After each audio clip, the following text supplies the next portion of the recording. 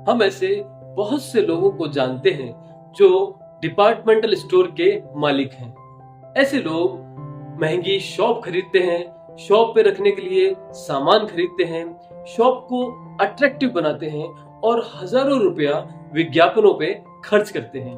और फिर ये लोग कुछ ऐसे सेल्समैन को हायर कर लेते हैं जो अपने कस्टमर्स की बात को ध्यान से न सुनकर उनसे बहस करने लगते हैं और उन कस्टमर्स को वापस जाने के लिए मजबूर कर देते हैं, क्योंकि इन सेल्समैन में सुनने की कला नहीं होती।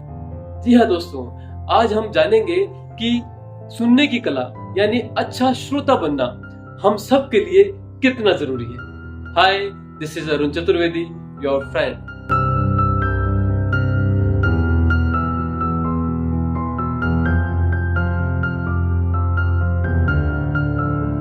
एक कपड़े के शोरूम में स्पेशल सेल लगी हुई थी।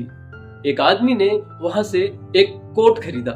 ये आदमी उस शोरूम से हर साल हजारों रुपए का सामान खरीदता था। जब वो आदमी घर पहुंचा तो उसने देखा कि उसके कोट की सिलाई निकली हुई थी। इस पर नेक्स्ट डे वो आदमी उस शोरूम में गया और उसने सेल्समैन से उस कोट को चेंज करने के लिए कहा, बदलने के लिए कहा। इस पर उस सेल्समैन ने उसकी बात को सुनने से भी इनकार कर दिया। सेल्समैन ने कहा कि आपने ये कोट स्पेशल सेल से खरीदा है और यहाँ पर दीवार पे साफ लिखा है कि बिका हुआ सामान वापस नहीं होगा। इसमें मैं आपकी कोई हेल्प नहीं कर सकता। इस पर उस कस्टमर ने कहा कि ये कोट तो पहले से ही डिफेक्टेड है। तो सेल्समैन बोला कि इससे कोई फर्क नहीं पड़ता, आप बेकार की बहस ना करें। दोस्तों, वो कस्टमर गुस्से में आग बबूला होकर वहां से जाने ही वाला था कि इतने में उस शोरूम का मैनेजर वहां पर आ गया, जो उस कस्टमर को सालों से जानता था।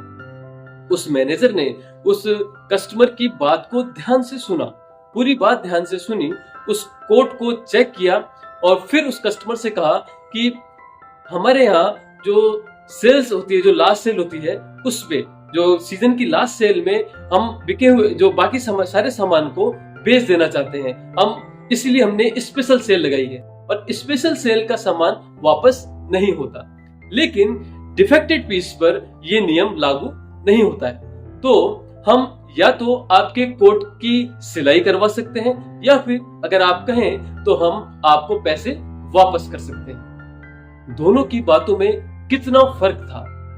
अगर उस मैनेजर ने उस कस्टमर की बात को ध्यान से न सुना होता तो वो हमेशा के लिए एक परमानेंट कस्टमर को खो देता। जी हाँ दोस्तों, सुनने की जो कला होती है वो बिजनेस में ही नहीं, घर में भी बहुत जरूरी होती है।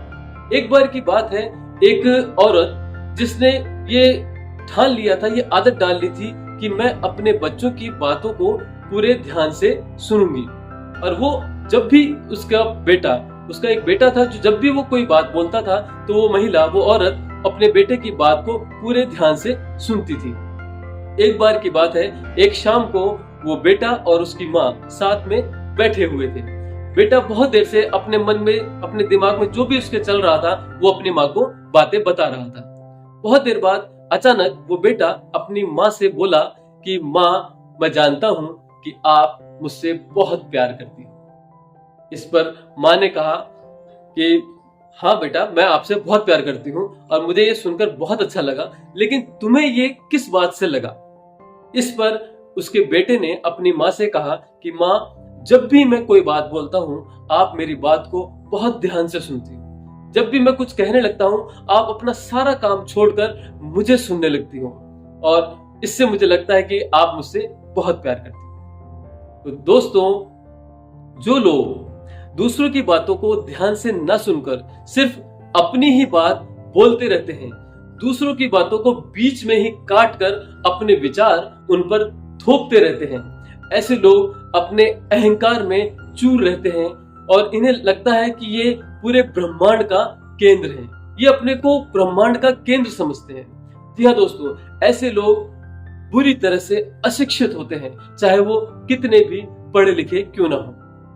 तो इसीलिए अगर आप अच्छे वक्ता बनना चाहते हैं तो दूसरों की बातों को ध्यान से सुनने की आदत डालें, क्योंकि जब आप लोगों को वैल्यू देंगे तभी तो लोग आपको वैल्यू देंगे। आई होप आपको मेरा ये वीडियो पसंद आया होगा।